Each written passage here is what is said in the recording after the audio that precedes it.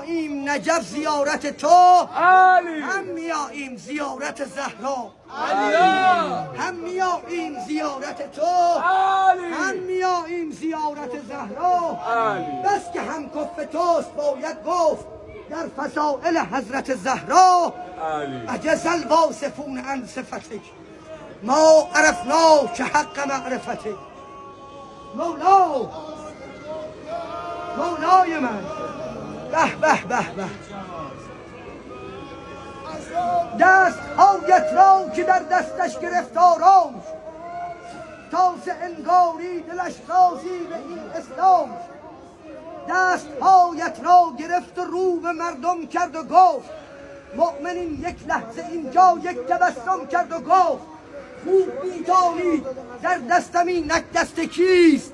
نام او عشق است. آری میشناسیدش؟ علی. نام او عشق است. آری میشناسیدش؟ علی. بابا پیغمبر داره میگه من اگر بر جنگجویان عرب غالب شدم، من اگر بر جنگجویان عرب غالب شدم، با مددهای علی ابن ابی طالب شدم. علی. در حنین و خیبر و بدر و احد گفتم. چرا لالی؟ علی. در حنین و خیبر و بدر و احد گفتم. علی. در حنین و خیبر و بدر و احد گفتم.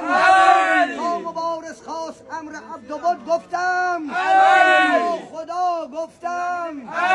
شب در حرا گفتم. تا پیام آمد بخوان یا مصطفی گفتم.